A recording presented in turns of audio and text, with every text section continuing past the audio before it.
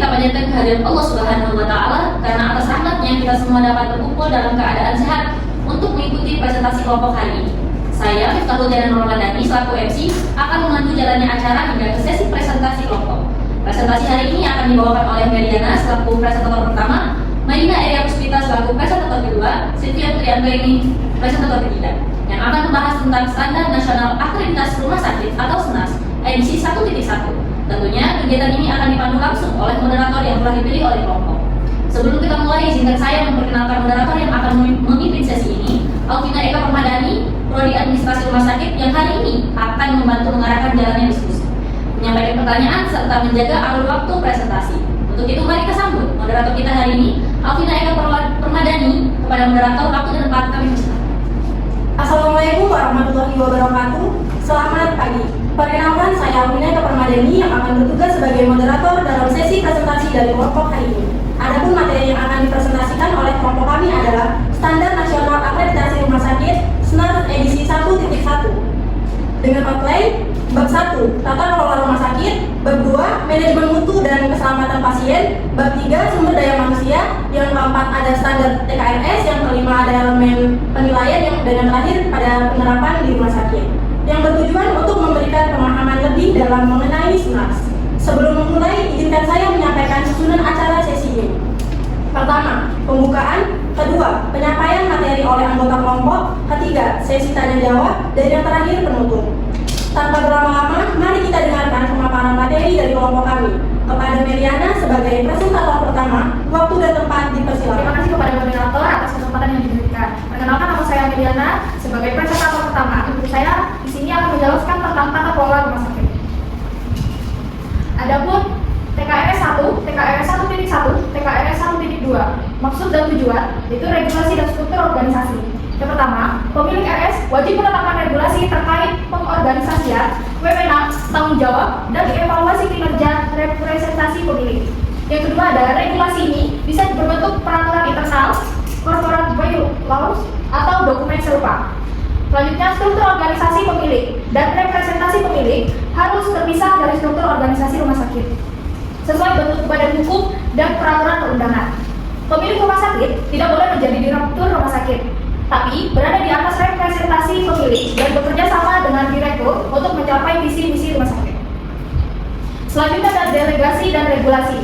Yang pertama, wewenang pemilik dapat didelegasikan ke representasi pemilik atau direktur dan harus diatur dalam regulasi.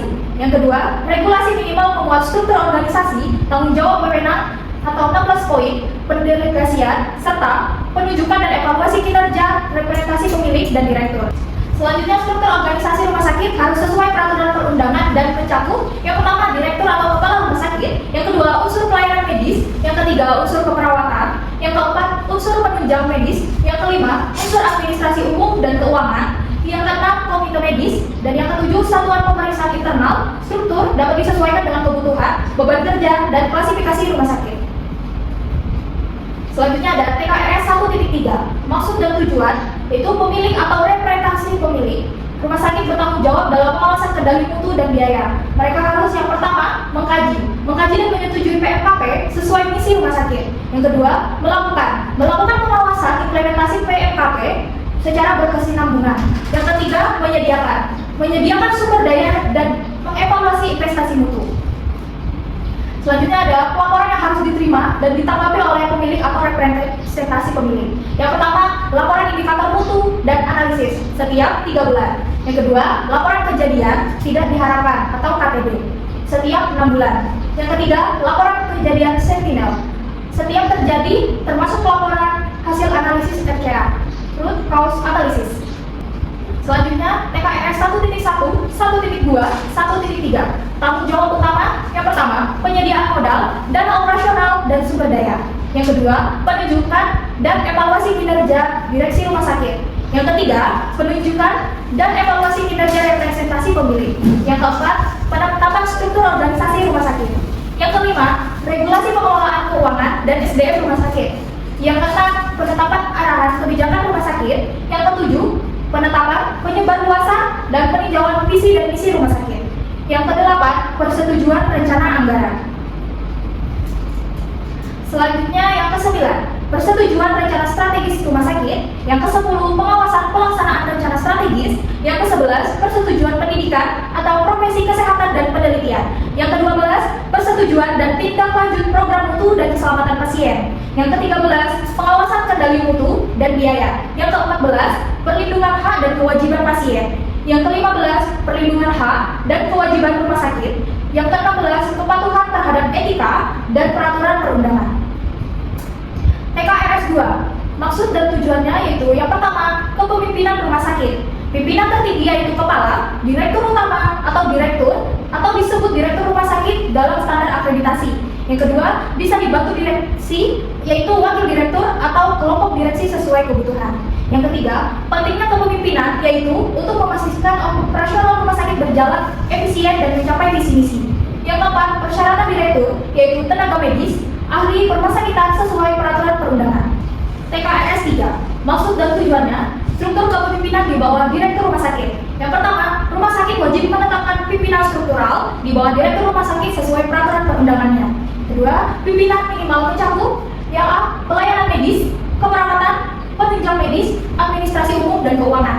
Selanjutnya, pimpinan ini disebut kepala bidang atau divisi. Adapun tugas dan kualifikasinya, rumah sakit menetapkan kualifikasi dan menunjuk pimpinan yang sesuai. Kepala bidang atau divisi berperan dalam operasionalisasi misi rumah sakit dan menyusun program, regulasi, serta rencana strategis bersama direksi. Misi dan regulasi pemilik harus dilaksanakan bersama oleh direktur dan kepala bidang atau divisi. TKRS 3.1, maksud dan tujuannya yaitu perencanaan penyediaan pelayanan pasien di rumah sakit melibatkan beberapa langkah penting, dimulai dari kepala bidang atau divisi yang bertanggung jawab menentukan kualifikasi pimpinan departemen klinis dan unit pelayanan agar sesuai dengan misi rumah sakit. Selain itu, kepala bidang atau divisi juga merencanakan cakupan dan jenis pelayanan bersama unit layanan untuk memastikan pelayanan yang diberikan relevan dan efektif. Direktur rumah sakit turut melibatkan masyarakat, tokoh masyarakat, serta fasilitas kesehatan lainnya dalam proses perencanaan guna menyesuaikan pelayanan dengan kebutuhan real di lapangan. Seluruh bentuk dan jenis pelayanan yang dirancang harus mencerminkan arah strategis rumah sakit serta mempertimbangkan perspektif dan kebutuhan pasien sebagai pusat pelayanan. Komunikasi dan informasi layanan. Yang pertama, kepala bidang atau divisi merencanakan layanan untuk komunitas dan populasi pasien. Yang kedua, menyusun komunikasi berkelanjutan dengan pemangku kepentingan utama. Yang ketiga, informasi yang disampaikan. Yang pertama, layanan yaitu jam kerja dan proses perawatan. Selanjutnya, kualitas layanan, yaitu layanan yang tersedia, yaitu sumber rujukan. TKRS 3.2, maksud dan tujuannya yaitu kepala bidang atau divisi bertanggung jawab memastikan komunikasi yang efektif di seluruh rumah sakit, baik antar kelompok profesional, unit struktural, maupun dengan pihak luar. Sementara itu, direktur rumah sakit bertanggung jawab memastikan akurasi informasi serta membentuk budaya kerjasama yang mendukung koordinasi dalam pemberian asuhan pasien. Metode komunikasi layanan dan koordinasi. Yang pertama, menggunakan metode formal dan informal untuk meningkatkan komunikasi. Yang kedua, koordinasi layanan klinik dicapai melalui kolaborasi antar unit pelayanan dalam menyusun regulasi. Yang ketiga, rumah sakit mengatur pertemuan di berbagai tingkat dan antar profesi untuk membahas pelayanan dan perkembangan ilmu pengetahuan. TKRS 3.3, maksud dan tujuannya yaitu yang pertama, asuhan pasien terkait dengan kemampuan rumah sakit menarik dan mempertahankan staf berkualitas. Yang kedua, direktur rumah sakit menyadari pentingnya retensi staf untuk pengembangan jangka panjang. Yang ketiga, direktur rumah sakit merencanakan dan melaksanakan program untuk penerimaan, retensi, pengembangan, dan pendidikan berkelanjutan staf. Yang keempat, regulasi kesempatan staf untuk pendidikan dan pelatihan, yaitu 60% staf, 20 jam per tahun. TKRS 4 dan TKRS 4.1. Maksud dan tujuannya adalah direktur rumah sakit memiliki tanggung jawab untuk memastikan bahwa program PMKP berjalan secara menyeluruh dan terkoordinasi di seluruh unit pelayanan. Tujuan utama dari pelaporan ini adalah untuk menjamin akuntabilitas, transparansi, dan kesinambungan dalam upaya peningkatan mutu serta keselamatan pasien di rumah sakit. Koordinasi dilakukan melalui unit atau departemen mutu, komite, atau struktur lainnya yang sesuai guna menghindari duplikasi, upaya memastikan pendekatan sistemik terhadap mutu. Menganalisis, tanggung jawab pemilik penting untuk perbaikan mutu. Mengkomunikasi berkala dan dorong kesadaran dan partisipasi staf. Mengidentifikasi, pemilik meninjau dan merespon capaian mutu rendah, kemudian mendukung komunikasi rutin. seperti buletin, poster, protokol staf, dan sistem SDM. Menilai komitmen pemilik tinggi, media komunikasi variatif, serta belum ada tindak lanjut dan penilaian efektivitas strategi pelaporan program PMKP Direktur Rumah Sakit. Yang pertama, tiap 3 bulan dievaluasi pencapaian mutu layanan, termasuk aspek klinis, manajemen, dan keselamatan pasien. Juga dilihat penerapan panduan dan alur klinisnya. Yang kedua, setiap 6 bulan dievaluasi jumlah dan jenis insiden keselamatan pasien, analisis akar masalah, konfirmasi informasi kepada pasien dan keluarga, serta tindak lanjut perbaikannya. Yang ketiga, kejadian sentinel wajib dilaporkan ke pemilik maksimal 2 kali 24 jam setelah terjadi, dan hasil analisis akar masalahnya disampaikan kembali dalam 45 hari. Sekian presentasi dari saya kembalikan ke moderator. Baik, terima kasih kepada Meliana telah memaparkan materinya. Selanjutnya, kepada Maylina Eria Puspita sebagai presentator kedua, waktu dan tempat dipersilakan. Baik, terima kasih moderator atas kesempatan yang sudah diberikan. Selanjutnya yaitu TKRS 5. Maksud dan tujuannya yaitu adalah Direktur TKRS bertanggung jawab menetapkan prioritas mutu secara kolaboratif berfokus pada proses yang berdampak luas mencerminkan masalah nyata atau keluhan pasien indikator rendah dan mendukung efisiensi serta keselamatan. Lalu tujuannya yaitu adalah untuk penetapan prioritas mutu pertimbangan misi dan core bisnis rumah sakit dengan permasalahan serta keluhan pasien, capaian indikator yang rendah serta kejadian yang tidak diharapkan. Lalu elemen penilaian kunci yaitu mencakup adanya program pengukuran untuk layanan klinis prioritas disertai bukti keterlibatan direktur dan pimpinan dan penyusun serta pemantauan pelaksanaannya. Untuk rumah sakit pendidikan, riset klinik dan program pendidikan menjadi bagian dari mutu klinis prioritas. Lalu pengukuran sasaran keselamatan pasien atau SKP juga harus tercantum dalam program mutu prioritas serta terdapat kajian dampak perbaikan terhadap efisiensi dan penggunaan sumber daya. Jadi peran Direktur RS sendiri yaitu yang pertama menyusun bersama pimpinan dan tim untuk program peningkatan mutu prioritas, yang kedua memonitor capaian indikator dan rencana perbaikan, dan yang terakhir adalah mengembangkan standarisasi asuhan klinis dan indikator mutu klinis, manajerial, sasaran serta sasaran keselamatan pasien atau SKP. Tapi yang ketiga yaitu manajemen sumber daya manusia. TKRS 7 maksud dan tujuannya yaitu Direktur Rumah Sakit perlu membuat keputusan berdasarkan data dan informasi yang lengkap, tidak hanya berdasarkan harga. Ini berlaku untuk penggandaan serta alat medis, misalnya pompa infus, atau keputusan terkait sumber daya manusia, misalnya perawat. Lalu informasi yang harus dipertimbangkan meliputi mutu dan keselamatan pasien, persyaratan pemeliharaan, kebutuhan pelatihan stok, data kegagalan dan fungsi dan insiden keselamatan. Lalu komponen pengumpulan datanya yaitu data harus mencakup persyaratan apa rekomendasi resmi terkait teknologi medis, obat-obatan, atau pembukaan farmasi dari 3 jenis yaitu pemerintah, organisasi profesi nasional atau internasional, dan yang terakhir sumber terpercaya lainnya. Lalu penggunaan teknologi medis baru atau trial. Jika teknologi atau obat masih dalam tahap uji coba trial, yaitu adalah rumah sakit harus melakukan kajian terhadap dampaknya pada mutu dan keselamatan pasien. Yang kedua harus ada persetujuan dari direktur rumah sakit sebelum digunakan. Lalu yang ketiga adalah wajib memperoleh informed consent atau persetujuan khusus dari pasien.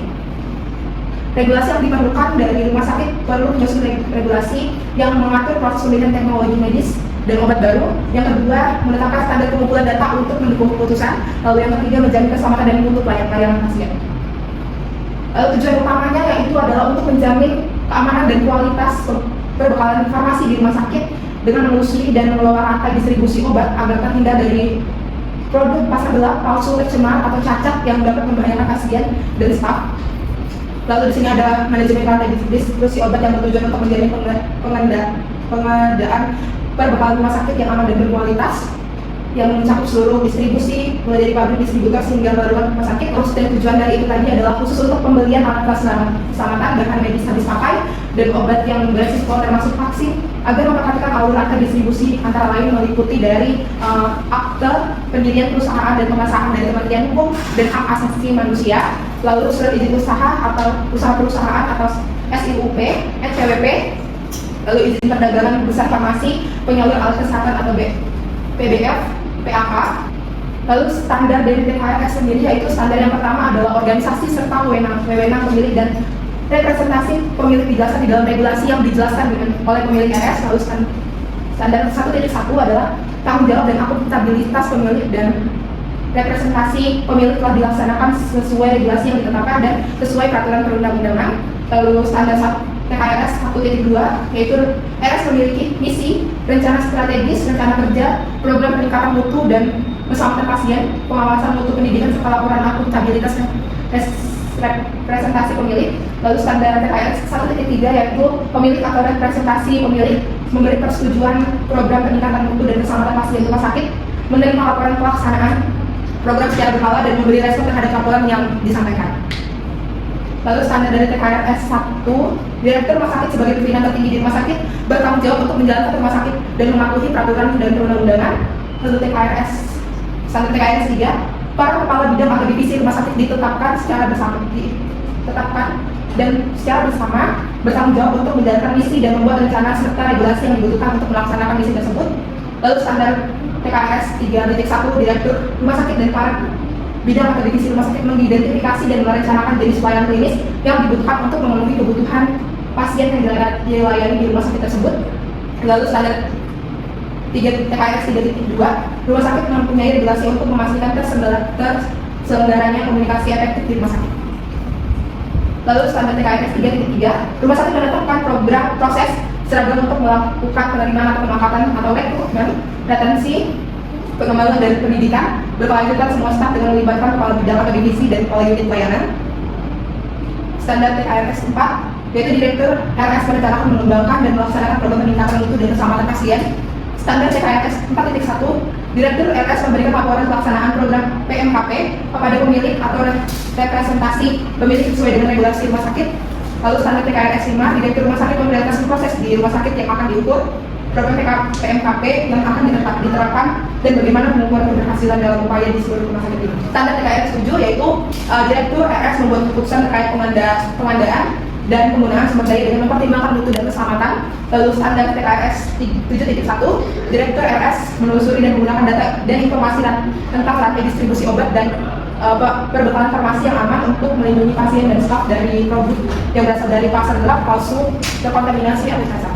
Lalu elemen penilaian TKRS 1, elemen penilaiannya itu yang pertama, pemilik menetapkan regulasi yang mengatur A sampai dengan G yang ada di dalam maksud dan tujuan yang dapat berbentuk korporat. Lalu yang telusur, regulasi tentang pengaturan kewenangan antar pemilik dengan skor 10 TL, 5 TS, 0 TT.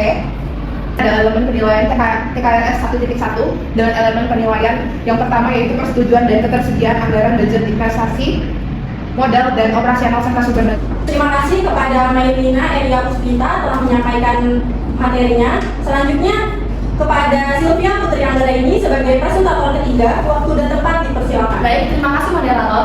Selanjutnya saya akan memaparkan materi tentang elemen penilaian TKRS 1.2. Yang pertama, yaitu ada bukti persetujuan, review berkala, dan publikasi atau sosialisasi ke masyarakat tentang visi dan nilai-nilai rumah sakit sesuai dengan regulasi. Telusurnya yaitu bukti tentang visi RS, persetujuan misi, review misi secara berkala, publikasi atau sosialisasi misi RS dan nilai-nilai rumah sakit oleh pemilik atau representasi pemilik. Yang W-nya yaitu yang pertama ada pemilik atau representasi pemilik, yang kedua yaitu direktur RS dengan skor 10 TL, 5 TS, dan 0 TT. Dan penilaian TKRS 1.3. Yang pertama yaitu ada program peningkatan mutu dan keselamatan pasien rumah sakit telah disetujui oleh pemilik atau representasi pemilik. Telusur D adalah bukti tentang program PMKP yang telah disetujui pemilik atau representasi pemilik. Telusur W yaitu yang pertama komite PMKP, yang kedua kepala bidang atau divisi, yang ketiga adalah kepala unit dengan skor yaitu 10 TL, 5 TS, dan 0 TT. Selanjutnya yaitu ada elemen penilaian TKRS 2. Pertama yaitu ada regulasi tentang kualifikasi direktur RS dan uraian tugas, tanggung jawab dan wewenang sebagaimana tercantum pada A sampai dengan D serta 1 sampai dengan 9 di maksud dan tujuan.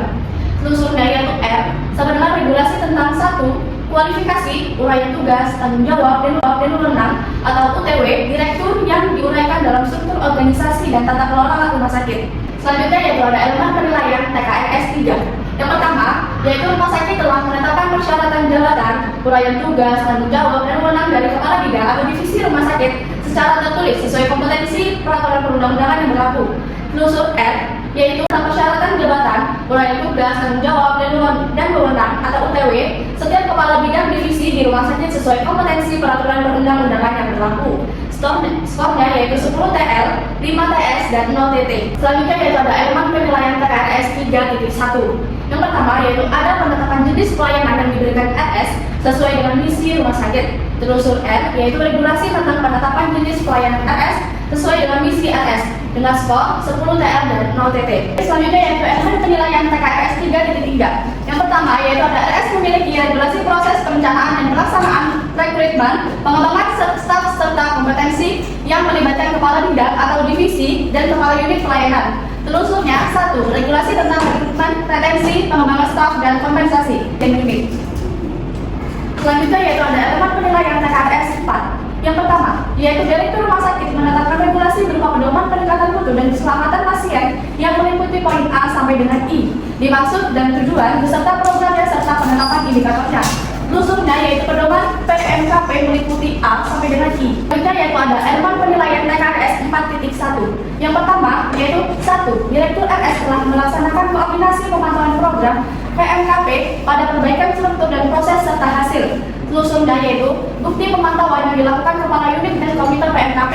Yang penilaian TKRS 5 yaitu yang pertama, rumah sakit mempunyai program pengukuran mutu pelayanan klinis prioritas dengan memperhatikan poin A sampai dengan F yang ada di maksud dan tujuan.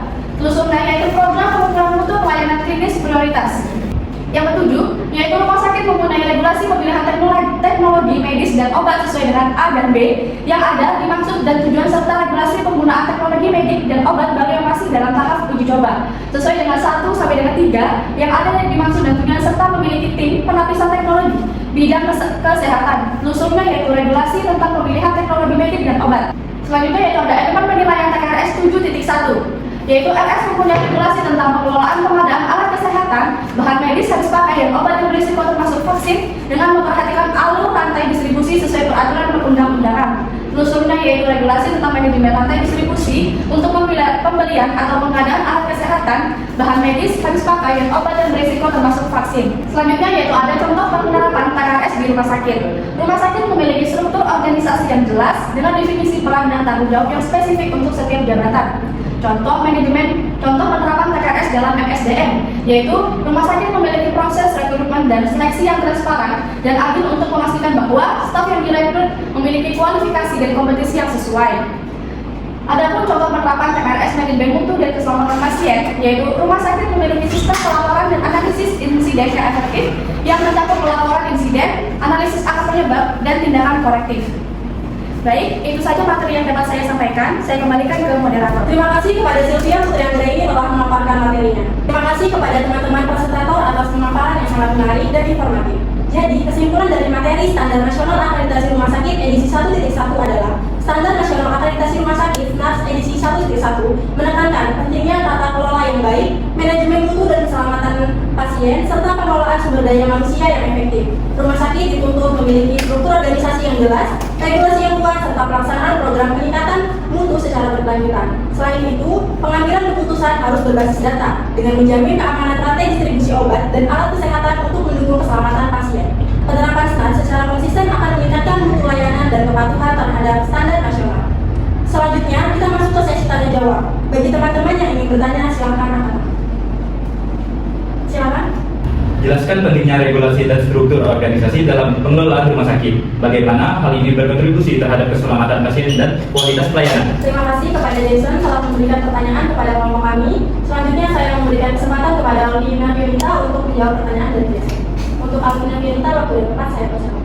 Regulasi dan struktur organisasi dalam pengelolaan rumah sakit sangat penting untuk memastikan keselamatan pasien dan kualitas pelayanan. Regulasi memberikan kerangka hukum dan standar operasional yang harus diikuti, sehingga setiap tindakan medis dan administratif memenuhi kriteria yang ditetapkan untuk mencegah keselamatan dan meningkatkan efisiensi. Sementara itu, struktur organisasi yang jelas memungkinkan pembagian tugas dan tanggung jawab yang efektif, memastikan bahwa setiap anggota tim medis dan non-medis memahami peran mereka dalam proses perawatan. Dengan adanya regulasi yang ketat dan struktur organisasi yang terencana, rumah sakit dapat menciptakan lingkungan yang aman, di mana risiko terhadap pasien dan pelayanan kesehatan dapat diberikan secara optimal, sehingga meningkatkan kepuasan pasien dan hasil kesehatan secara keseluruhan. Baik, terima kasih kepada para penanya dan juga teman-teman yang sudah menyimak dengan baik. Semoga materi yang disampaikan hari ini dapat bermanfaat bagi kita semua. Dengan demikian, berakhir sudah presentasi kelompok kami. Kami sebagai MC dan moderator mohon maaf apabila terdapat kesalahan selama mengatur jalannya diskusi. Wassalamualaikum